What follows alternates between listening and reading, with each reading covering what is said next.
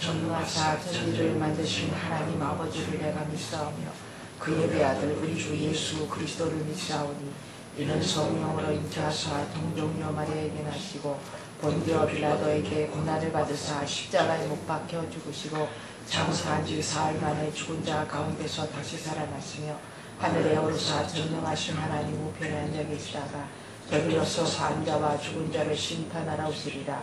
성령을 믿사오며 거룩한 공회와 성도가 서로 교통하는 것과 죄를 사하여 주시는 것과 몸이 다시 사는 것과 영원히 사는 것을 믿사옵나이다. 아멘. 자, 먼저 우리 하나님 말씀을 좀 같이 따와 공독하십시다. 사무엘하 6장입니다. 자, 처음부터 끝까지 부분이 아주 부지런합니다. 사무엘하 6장 1절부터 다 같이 공독합시다. 다시 이스라엘에서 뺀 무리 3만을 다시 모으고 일어나서 그 함께한 모든 사람으로 더불어 바알레 유다로 가서 거기서 하나님의 교회를 메우고려 하니 그게는 그룹들 사이에 좌정하신 만군의 여호와의 이름으로 이름하는 것이라. 저희가 하나님의 교회를 쇠술에 싣고 산내에 있는 아비나답의 집에서 나오는데 아비나답의 아들 우사와 아요가 그 쇠수레를 모니라. 저희가 산에 있는 아비나답의 집에서 하나님의 교회를 싣고 나올 때에 아요는 그 앞에서 행하고 다윗과 이스라엘 온 족속이 잣나무로 만든 여러 가지 악기와 수금과 비파와 소고와 앙금과 제품으로 여호와 앞에 수확하더라. 저희가 나돈의 파장마등에 이르러서는 소들이 뛰므로 우사가 손을 들어 하나님의 궤를 붙들었더니 여호와 하나님이 우사의 잘못함을 인하여 진노하사 저를 그곳에서 치시니 저가 거기 하나님의 궤 곁에서 죽으니라. 여호와께서 우사를 충돌하심으로 다윗이 분하여 그곳을 베레스 우사라 칭하니 그 이름이 오늘까지 이르니라. 다윗이 그날에 여호와를 두려워하여 가로되 여호와의 궤가 어찌 내게로 오리요 하고 여호와의 궤를 옮겨 다윗성 자기에게로 메어가기를 즐겨하지 아니하고 치우쳐 가드 사람 오벨에돔의 집으로 데려간지라. 여호와의 궤가 가드 사람 오벨에돔의 집에서 석 달을 있었는데 여호와께서 오벨에돔과 그 온 집에 복을 주시니라. 복이 다윗에게 고하여 가로되 여호와께서 하나님의 궤를 인하여 오벨에돔의 집과 그 모든 소유에 복을 주셨다 한지라. 다윗이 가서 하나님의 궤를 기쁨으로 메고 오벳에돔의 집에서 달성으로 올라갈새 여호와의 궤를 맨 사람들이 6걸음 행하매 다윗이 소와 살찐 것으로 제사를 드리고 여호와 앞에서 힘을 다하여 춤을 추는데 때에 에봇을 입었더라. 다윗과 온 이스라엘 족속이 즐거이 부르며 나팔을 불고 여호와의 궤를 메우니라. 여호와의 궤가 다윗성으로 들어올 때에 사울의 딸 미갈이 창으로 내다보다가 다윗 왕이 여호와 앞에서 뛰놀며 춤추는 것을 보고 심중에 저를 없음 여기니라. 여호와의 궤를 메고 들어가서 다윗이 위하여 신 장막 가운데 그 예비한 자리에 둠에 다윗이 번제와 화목제를 여호와 앞에 드리니라. 다윗이 번제와 화목제 드리기를 마치고 만군의 여호와의 이름으로 백성에게 축복하고 모든 백성 곧 온 이스라엘 무리에 물어 낭려하고 떡 한 개와 고기 한 조각과 검포도 떡 한 덩이씩 나누었음에 모든 백성이 각기 집으로 돌아가니라. 다윗이 자기의 가족에게 축복하러 돌아오매 사울의 딸 미갈이 나와서 다윗을 맞으며 가로되 이스라엘 왕이 오늘날 어떻게 영화로우신지 방탕한 자가 염치 없이 자기의 몸을 드러내는 것처럼 오늘날 그 신복의 대기중에 나서서 몸을 드러내셨도다. 다윗이 미갈에게 이르되 이는 여호와 앞에서 한 것이니라. 저가 내 아비와 그 온 집을 버리고 나를 가사 나로 여호와의 백성 이스라엘의 주권자를 삼으셨으니 내가 여호와 앞에서 뛰놀리라. 내가 이보다 더 낮아져서 스스로 천하게 보일지라도 내가 말한 바 계집종에게는 내가 높임을 받으리라 한지라. 그러므로 사울의 딸 미갈이 죽는 날까지 자식이 없으니라. 아멘.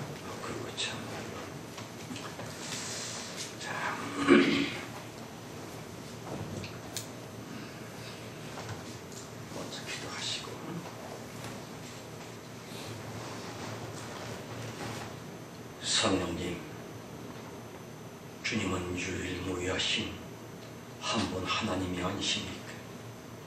전지전능하시고 무소부재 무시무종 무소불능하신 한 분 창조자 아버지이신 성령, 진리요 진실이며 진짜 성경 자체이시며 영원하신 한 분 심판자 예수 그리스도이신 성령, 모쪼록 이날 이 시간에 큰 기쁨과 평강을 누리시옵소서.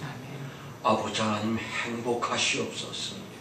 정말로 기분이 좋으셔서 참으로 행복한 이 시간 꼭 되어 주옵소서. 또한 주님의 그 행복과 안식과 평강을 우리에게도 내려주시고 만물에게도 내려주옵소서. 아멘. 특별히 우리나라의 백성들 얼마나 음란하고 얼마나 거짓된 것입니까? 아버지 하나님, 청결한 젊은 사람들을 볼 수가 없고 깨끗한 사람들을 찾기가 너무 어렵게 되었습니다. 부패가 썩고 악취가 진동하는 그러한 구속이 되고 말지를 않았습니까?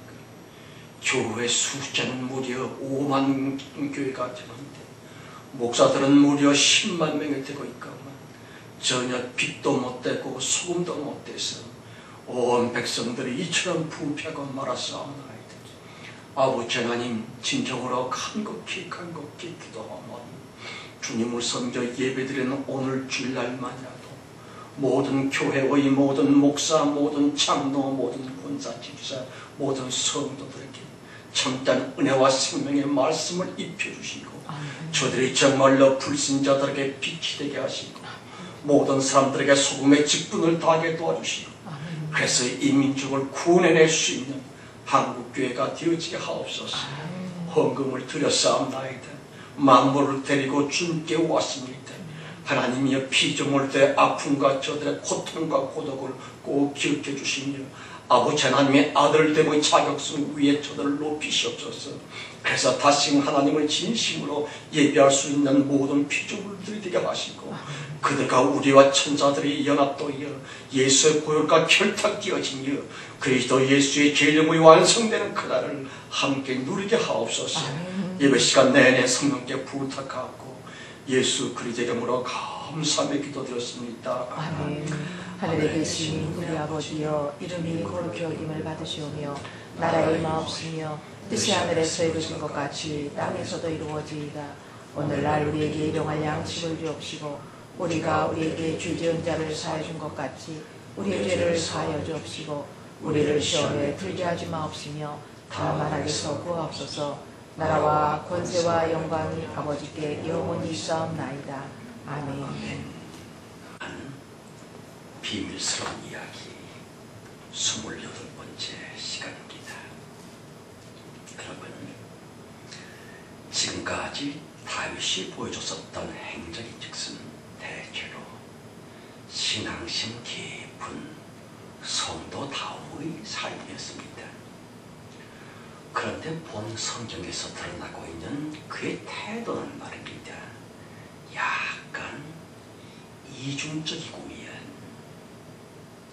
아시는 것처럼 다윗은 본래부터 정열적인 사람이었지요. 지성적이기보다는 감성적 인간이었고요. 본문 내용에서도 역시 다윗은 열정적으로 언약궤를 운반하고자 까불고 있었더라. 언약궤라 법궤라고도 하지요.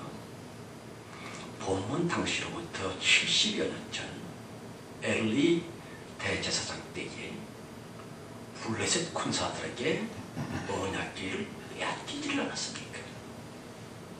사무엘 선지자 때에 되찾아오기는 했습니다만 바알레 유다 사람 아베나답의 집에 방치되어 있었던 그 언약궤를 말입니다. 다윗은 구태여 왜, 열정적으로 왜 예루살렘 자기 처소로 옮겨오려고 했을고, 그 동기가 별로 신앙적이지 못한 것 같습니다. 자기 자신의 임금됐음의 정통성을 대내외에 널리 과시하고자 했었던 인간적인 육신 말입니다. 하나님을 향한 순수한 충성이기보다는 믿음으로 표방되어진 다윗의 그 좀 누추한 야심은 아니었을고. 왜냐하면 동서고금의 모든 혁명가들은 다 항상 민심의 향배에 대해 엄청 신경을 쓰곤 했었는데 말입니다. 다윗의 임금됐음, 그것은 일종의 역성혁명이었거든요. 베냐민 지파로부터 유다 지파로 왕권이 넘겨져 왔었거든요. 그래 백성들이 과연 나 다윗을 임금으로 인정하고 공경해 줄까? 근심이 됐었던 것 같습니다. 그러한 정통성을 위해 다윗은 많이 고민을 했었으리라. 그리하여 성급하게 저리 사울왕의 딸 미가를 되찾아오게 됩니다. 물론 처음에 자기의 아내였었지만 갈라졌었지요. 그런데 또 무리하게 억지로 미가를 돌아오게 했지요. 어째서? 다윗 자기는 왕위 창탈자가 아니라 어엿한 왕위 계승자이라고 하는 그 속셈을 알고자 하는 중심으로 말입니다.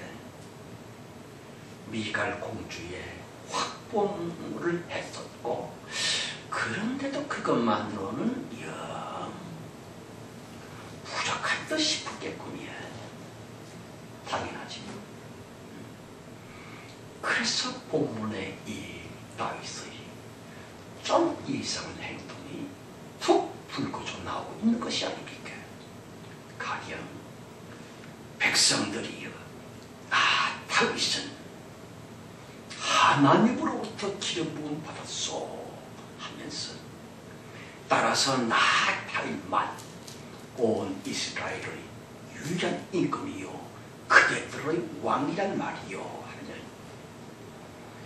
임금 되었음의 명실상부한 정통성을 위해 하나님의 상징적인 언약궤를 서둘러서 말입니다. 사울 왕의 본향인 베냐민 지파의 땅 기럇 여아림, 곧 발레 유다로부터 유다 족속의 땅 예루살렘 다윗 성으로 급히 모셔왔어야만 됐었다 하는 것이, 그러길래 순수치 못한 둔갑된 믿음의 행위에는 당연히 문제가 터지고 말았었군요. 생각해 보십시다. 주 하나님께로의 절대 의존성이기보다는 약간 불결한 인본적인 처사였으므로 다윗의 결정은요, 전혀 성도 안 같은 비신앙적인 모습을 드러내고 있습니다. 먼저는 그 중대한 언약궤 봉송이라고 하는 큰 일을 위해 다윗은 별로 성도 닫지를 못했습니다. 대체 왜? 기도하지를 않았을까? 1절 2절 말씀입니다. 다윗이 이스라엘에서 뺀 무리 3만을 다시 모으고 일어나서 그 함께 있는 모든 사람으로 더불어 발레 유다로 가서 거기서 하나님의 궤를 메어 오려 하니, 거기에는 그룹들 사이에 다정하신 만군의 여호와의 이름으로 이름하는 것이라. 만일 다윗의 이런 처사가 신앙심의 간절성의 무엇이었다면 당연히 1절 말씀 앞에 말입니다.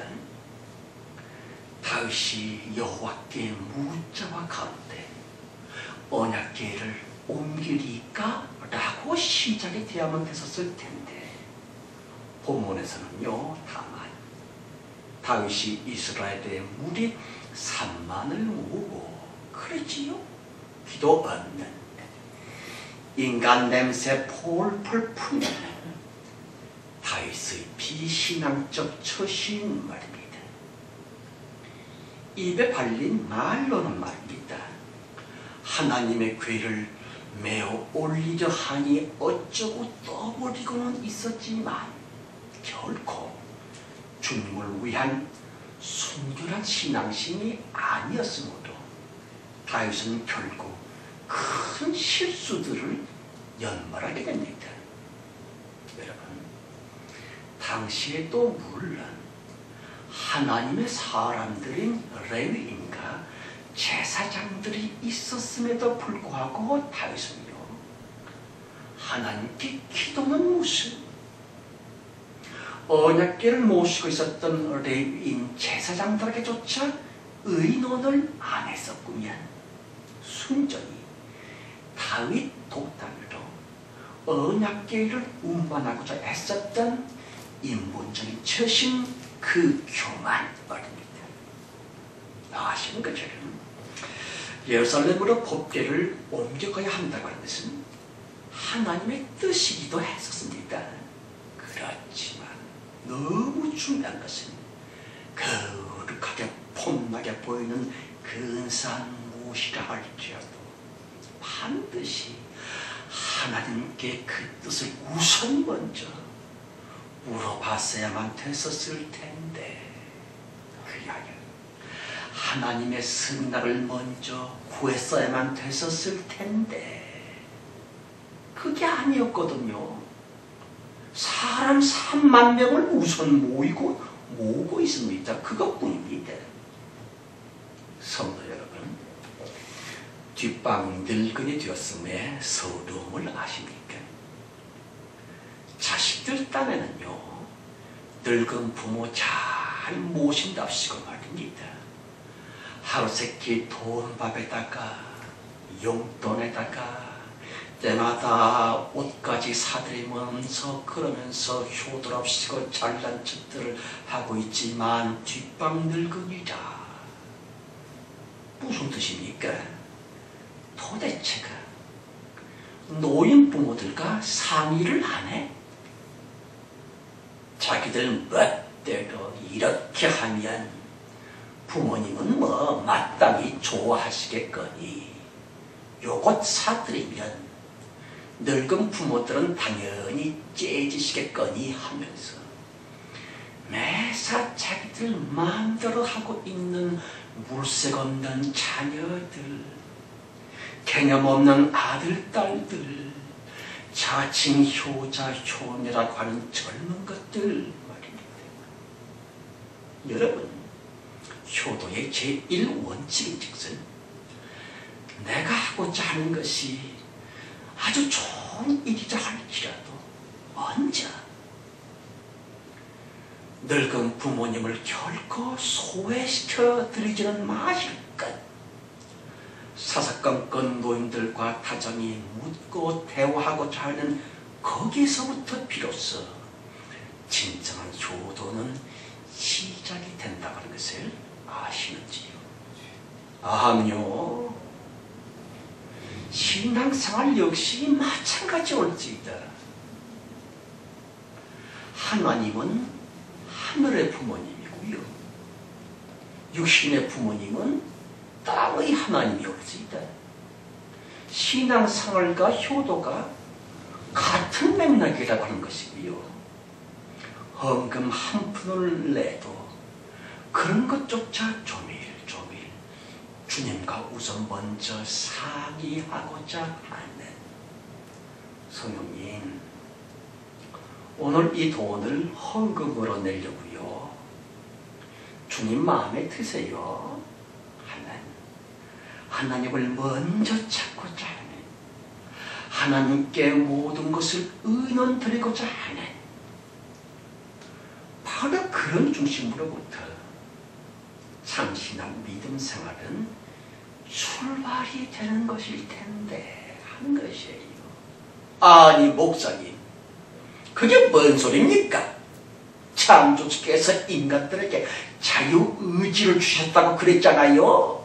그러니 인간 내가 내 의지로 옳다고 맞다고 확신이 섰다면 밀어붙이는 그것이 옳다고 그랬잖아요. 왜 두 얘기합니까?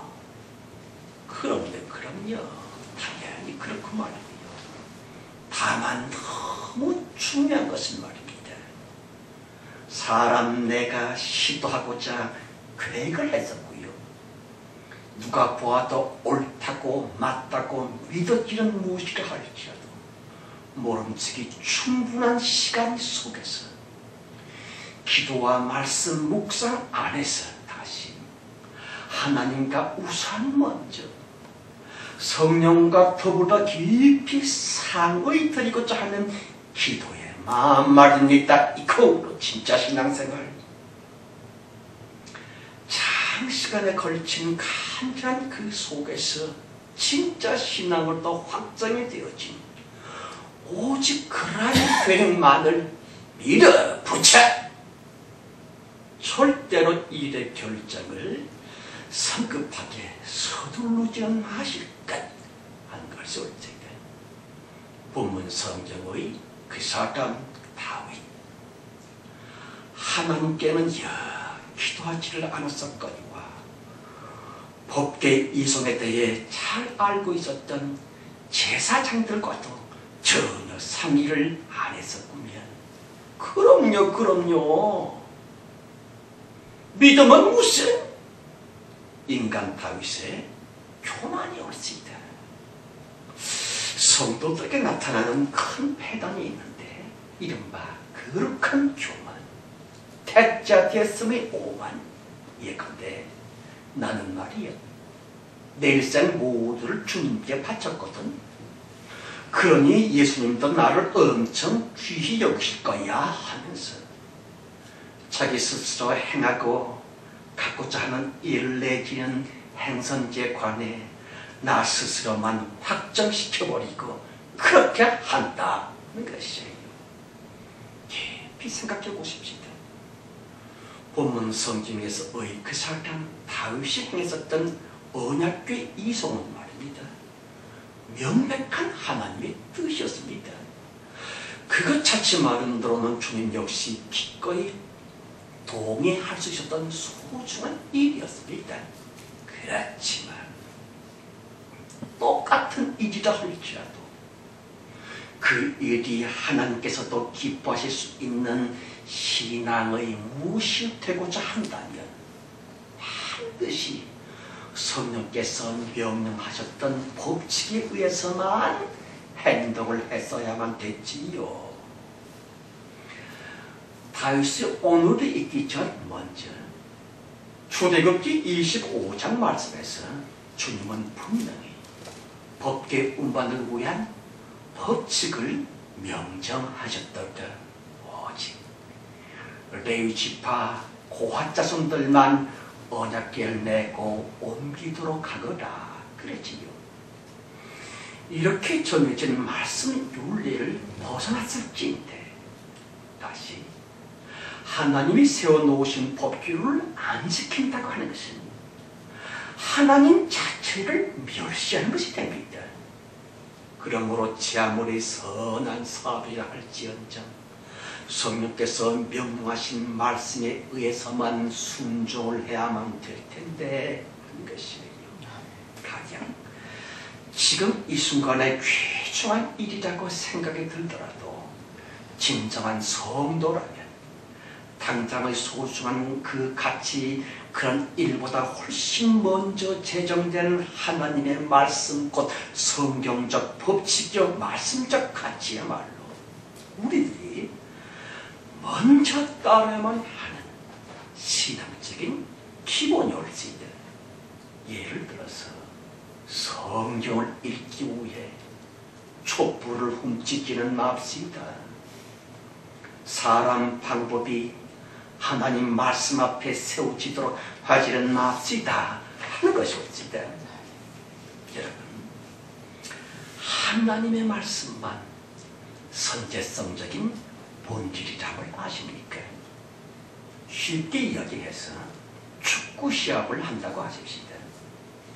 축구 경기의 룰, 법칙을 우선시해만 되고 또는 당장의 내 판단이 중요하고 당연히 자기의 순간적인 판단보다는 훨씬 먼저 만들어졌었던 축구 시합의 경기 규칙 룰이 먼저인 것처럼 신앙생활에서도 마땅히 인간이 태어나기 전 창조주께서 제정해 놓으신 말씀, 그 하나님의 말씀만 모든 인간사의 근본적 본질이라 하는 것이 사람의 일이란 오늘 다르고 내일 다르지요. 사람 판단도 거기에 따라가는 것뿐입니다. 때와 장소에 따라서 변화와 다양성이 있겠지만 성령의 법칙인 하나님의 말씀이즉슨 시대를 초월하지요. 장소와 민족성까지 초월하여서는 어제와 오늘 또한 영원히 불변의 본질이 아니겠는지요.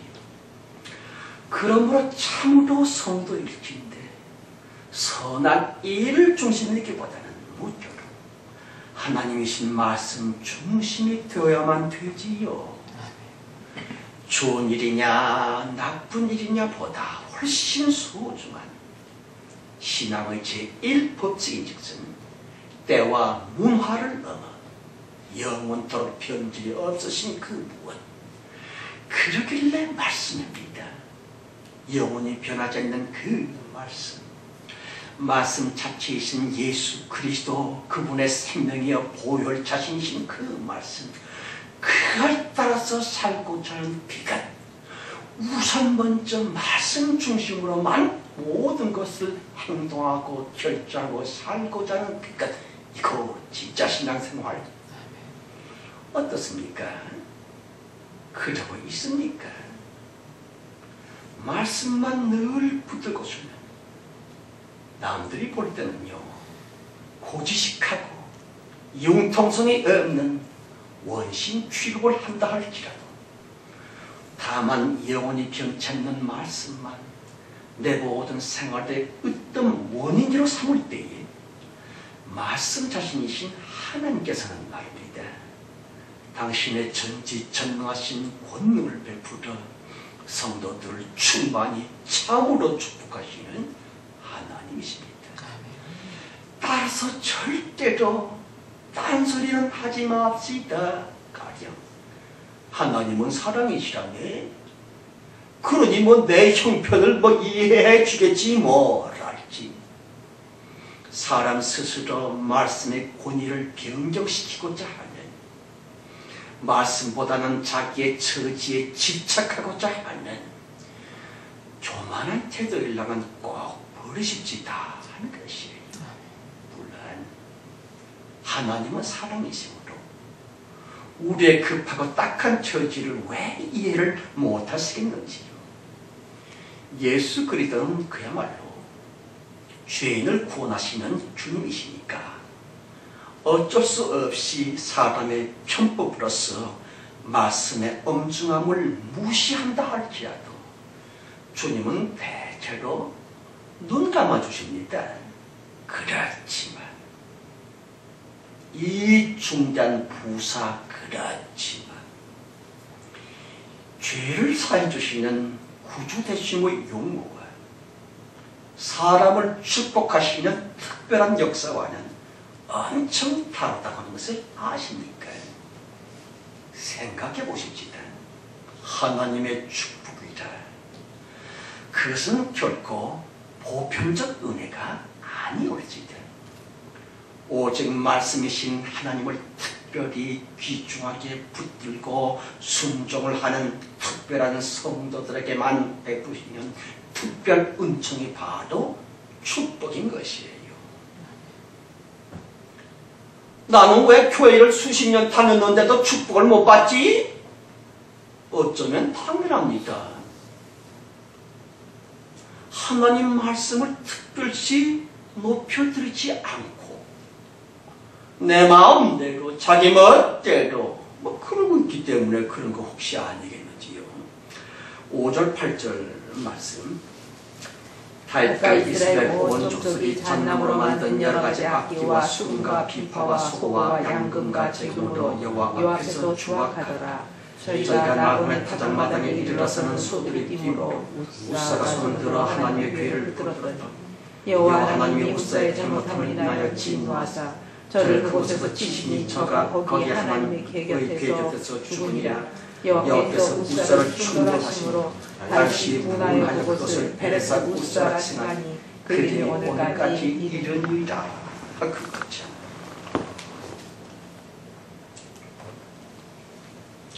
말씀의 권위를 무시하는 죄로 다윗 딴에는 말입니다. 거창하게 쓰기 무려 사람 3만 명씩이나 동원을 합니다. 온갖 악기를 연주합니다. 사람의 방법으로서 장황하게 펼쳐놓고 있었던 그런 무엇이었지만 선제성의 말씀, 다시 하나님의 뜻을 외면한 그 어떤 인간의 수단이라 할지라도 그 결과는요 절대로 아름다울 수는 없었었노라 하는 것이에요. 여러분, 나곤의 타작마당에 이르자마자 갑자기 소들이 펄쩍펄쩍 뛰게 됩니다. 당연히 소수대에 실려있었던 언약궤가 그나마니나 땅바닥으로 나징그러질 위기에 봉착하게 됩니다. 그러길래 마땅히 수레를 끌고 있었던 우사가 황급히 손을 뻗쳐서는 언약궤를 부지하기에 이르릅니다. 그런데 희한하게 쓰리 성경 가라사 때 하나님이 우사의 잘못함을 인하여 진노하사 우사를 쳐 죽여버렸더라 그랬지요. 그야말로 난장판이 되었구면 다윗 나름으로는 하나님을 향해 열심히 온 정성을 다 바쳤습니다. 자기 할 수 있는 일을 다 했었습니다. 사람 3만 명을 소집한다는 일도 보통 일이 아니었거니와 대단한 예식과 엄청난 합주단과 성가대식이나 동원을 하여서는 아주 그럴듯하게 주리 멋진 그 의식을 벌렸었는데 말입니다. 자기 딴에는 하나님을 위한답시고 그랬었는데 어렵시오. 주님이 다윗 자기의 정성을 연락하시기는커녕 다시 축복을 베푸시기는커녕 사람이 죽었다. 따라서 다윗은 엄청 섭섭했었으리자. 성경 가라사 때 다윗이 분하여 그것을 베레사 우사라 칭하니 그랬지요. 안타까운 것은 방귀 낀 놈이 성을 낸다고 말입니다. 잘못은 자기 다윗이 그렇게 놓고서는 대체 왜 하나님께 분을 냈을까 하는 것이에요. 여러분, 아비나답의 아들 우사는 괜히 다윗의 죄 때문에 생죽음을 당했었더라. 다윗이 죽었어야만 됐었는데 우사가 대신 죽은 겁니다. 생각해 보십시오. 엄청난 천만다행이었었더라. 만일 수레로부터 떨어지고 있었던 언약궤를 우사가 손으로 붙잡지를 않았었다면 그리하여 그 속의 거룩한 십계명 돌판들이 튕겨져 나와서는 땅바닥에 굴러서서는 수만 명의 사람들이 볼 수밖에 없이 되었었다. 만약에 그렇게 됐다면 그럼요. 우사 한 사람이 죽는 것과는 비교조차 안 되는 끔찍한 대재앙이 벌어졌으리라. 사무엘상 6장에 보면 베셈에서 사람들이 언약궤를 들여다봤다가 그만이나 사람 70명이 대죽음을 당합니다. 하모님, 더러운 땅바닥에 법비가 떨어져서 있는 그 거룩한 십계명 돌판들이 드러나서 있는 별도리 없이 수천 수만 명이 그걸 볼 수밖에 없었다면 아니요, 그 사람들 모조리 즉사하고 말았을 텐데 구약 때의 언약궤에는 엄청난 그 무엇이 있었거든요. 물론 본문 성경에서 우사의 잘못함을 인해 하나님이 진노하사 그랬습니다마는 우사의 잘못이라 하소할, 이건 죄라고 하는 뜻이 아니라 실수라고 하는 뜻이고요. 만약 그가 손을 뻗어 붙잡는 대신에 자기의 몸으로 법궤의 추락을 방지했었다고 한다면 혹시나 죽지는 않았을 텐데 아쉬운 마음이 듭니다. 아무튼 우사 한 사람의 죽음으로 말미암아 수많은 떼죽음이 모면되었거니와 이러한 난리법석의 원흉은 바로 다윗 그 인간 때문이 아닙니까?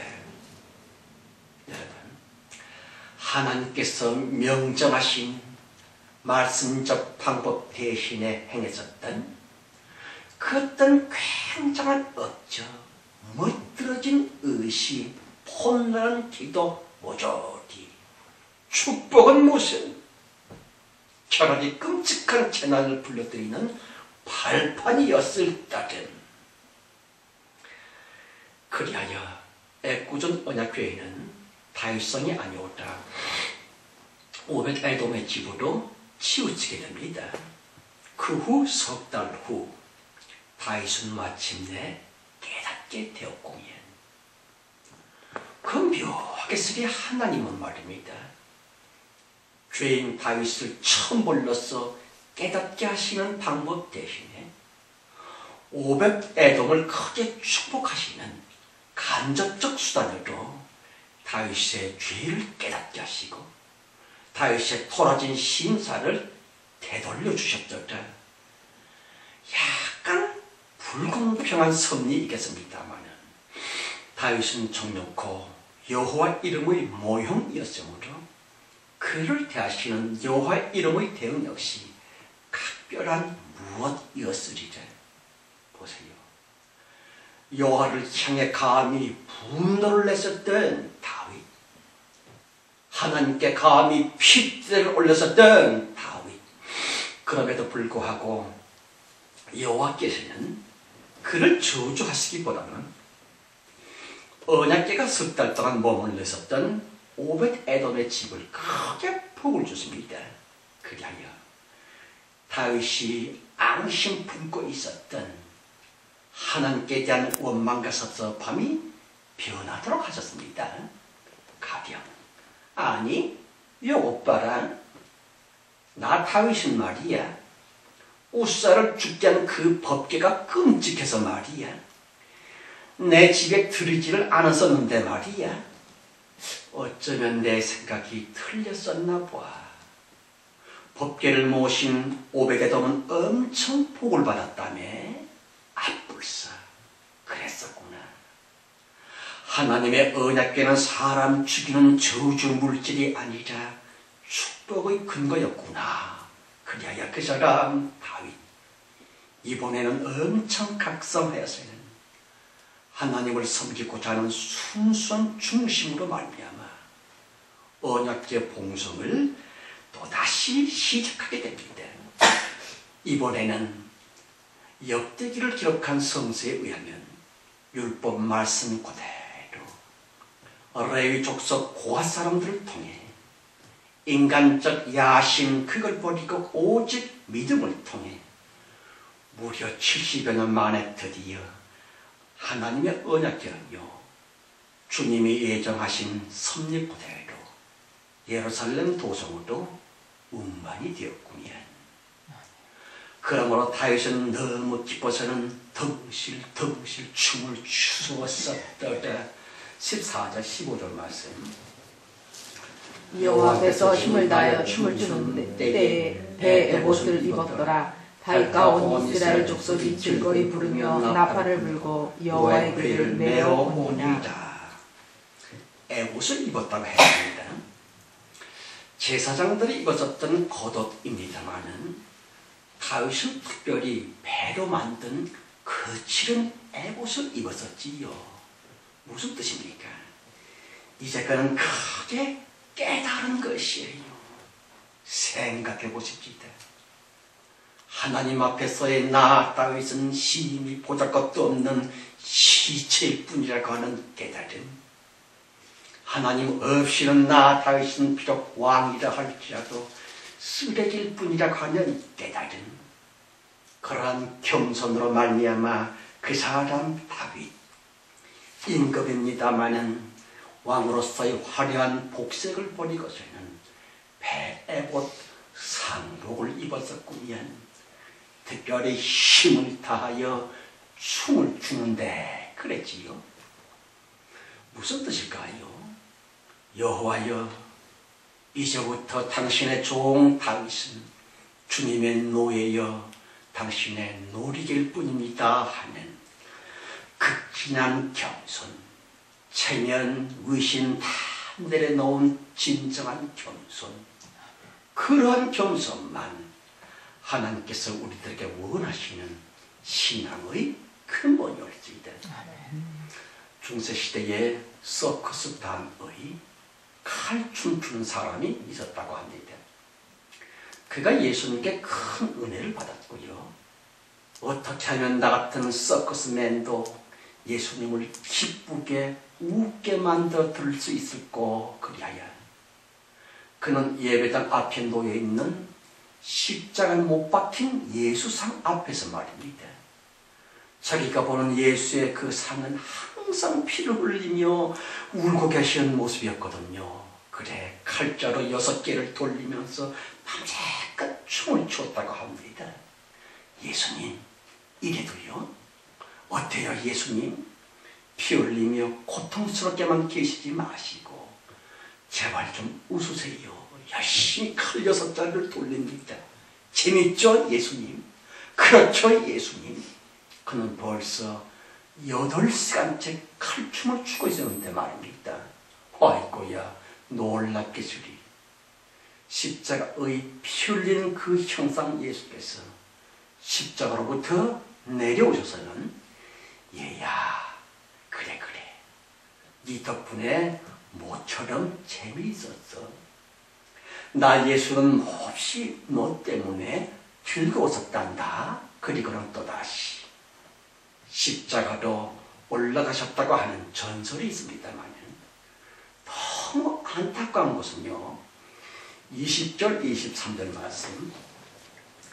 다윗이 자기 가족에게 축복하러 돌아오매 사울의 딸 미갈이 나와서 다윗을 맞으며 가로되 이스라엘 왕이 오늘날 어떻게 영화로우신지 방탕한 자가 염치 없이 자기의 몸을 드러내는 것처럼 오늘날 그 신복의 계집종의 눈앞에서 몸을 드러내셨도다. 다윗이 미갈에게 이르되 이는 여호와 앞에서 한 것이니라. 저가 내 아비와 그 온 집을 버리시고 나를 택하사 나로 여호와의 백성 이스라엘의 주권자를 삼으셨으니 내가 여호와 앞에서 뛰놀리라. 내가 이보다 더 낮아져서 스스로 처벌하게 보일지라도 내가 말하는 바 계집종에게는 내가 높임을 받지 않기라. 그러므로 사울의 딸 미갈이 죽는 날까지 자식이 없으니까. 약간 좀 그렇습니다. 사울 왕의 두 번째 공주 미갈이라. 다윗이 구태여 미갈은 이제는 자기 아내가 아니라 나무의 안으로 있었던 미갈을 말입니다. 지금 남편 발델로부터 빼앗아가지고서는 또다시 자기 부인으로 삼았었던 그 이상한 성경 말입니다. 다윗의 그 처자인즉슨 결코 신앙인의 자세는 아니었구면. 어쨌든 다윗 역시 우리처럼의 사람이었으므로 불안한 마음이 다윗에게 왜 없었겠는지. 비록 이스라엘의 제2대 임금은 됐지만 그의 마음은 영 찝찝했었으리다. 왜냐하면 전 임금 사울의 잔존 세력과 사울 왕의 지파인 베냐민 족속의 저항을 우려한 까닭에 사울 임금의 공주였었고요. 자신의 조강지처였었던 미갈을 억지로 현재 남편으로부터 빼앗아 왔었다. 그것은 결코 하나님의 뜻은 아니었지요. 그럼요. 민심의 동요를 걱정하고 있었던, 왕 됐음의 정통성을 과시하려고 했었던 인간 다윗의 꼼수 말입니다. 그런 불신앙적인 본심에 대해 주님은 절대로 기뻐하실 수는 없으셨으리라. 그러길래 그렇게 데려왔었던 미갈의 마음은 수년이 지났는데도 아직도 여전히 변하지를 않습니다. 조금 더 달라지지를 않았습니다. 보세요. 공주였다고 하는 그 교만, 왕실의 사람이었다고 하는 그 교만, 다윗 따위의 촌놈이 아니라 정통 임금 계보의 딸이라고 하는 그 교만, 그놈의 지독한 오만방자함으로 말미암아 다윗과는 전혀 화목할 수가 없었던 것 같습니다. 임금이 끌어오니까 끌려긴 했지만 다윗이 그 인본적인 처사에 본질이 부패한 불신앙이었으므로 주님이 이 부부를 화해시킬 수는 없으셨으리라. 그러므로 미갈은 하나님으로 말미암은 거룩한 그 기쁨, 그 잔치, 그 즐거움마저 교만의 여인 다윗에게는, 아니 미갈에게는 영 우스운 조롱거렸을 뿐입니다. 하나님께서 베풀어 주셨던 큰 희락을 오히려 깐보고 있었던 교만한 여인 미갈 말입니다. 문제는요, 미갈 공주를 억지로 데려와서, 불신앙적으로 데려와서 사람 걱정으로 끌어와서는 그리 만들었었던 장본인은 정놓고 다른 사람이 아닌, 미갈이 아닌 다윗 자신이었으므로 그럼에도 불구하고 자신을 깔보는 미갈의 독설에 그만 발끈하여서는 자기 아내를 저주하고 있었던 그 인간 다윗. 물론 다윗의 분노에는 하나님을 위한 거룩한 모신양 채색될 수는 있겠습니다만 중요한 것은요, 순수하지 못한 그 어떤 행동이라 할지라도 모든 사람들이 칭찬하는 겉보기에 폼나는 신앙적 업적이라 할지라도 자신의 본심이 순수하지 못할지인데 그 일의, 그 삶의 결말인즉슨 결코 아름다울 수는 없다는 것이에요. 성도 여러분, 모쪼록 우리들만큼은 순수하고 순결한 신앙인들이 됩시다. 보세요. 거짓과 위선, 체면과 술수, 그거 싹 내려놓고서는 깨끗한 기도의, 솔직한 믿음 마의, 거짓 없는 청결의 신앙인이 되어서는 자기 자신과 가족 모두 진정한 평강과 참된 축복과 행복을 다 받게 되시기를 예수 이름으로 축원합니다. 아멘. 하나님 아버지, 주님이 분명히 이르시기를 마음이 청결한 자는 하나님을 뵈리라 하는 최고의 축복을 내리셨습니다. 아버지여, 우리의 마음은 깨끗합니까? 순수합니까? 기도하며 헌금하며 찬송하는 예배자로서의 마음, 중보시기에 혹시나 때묻고 더러운 불결한 마음은 아닙니까? 예수의 보혈로 우리 마음을 씻어 주옵소서. 순수하고 청결한 마음을 부여 주님께서 진정으로 영광 받으시는 우리들 되게 하옵소서. 그리하여 하나님이 주기를 그토록 원하시고 우리 땅 바퀴를 그토록 원하는 온전한 축복을 다들 누리게 하옵소서. 아멘. 받게 하옵소서. 아멘. 그래서 그 복들을 이제는 이웃들에게, 세상 사람들에게 나눠주고 베풀어 줄 수 있는 빛과 소금의 우리 모두 되어지게 하옵소서. 아멘. 예수 그리스도의 이름으로 간절히 축원하며 기도드렸습니다. 아멘. 아멘.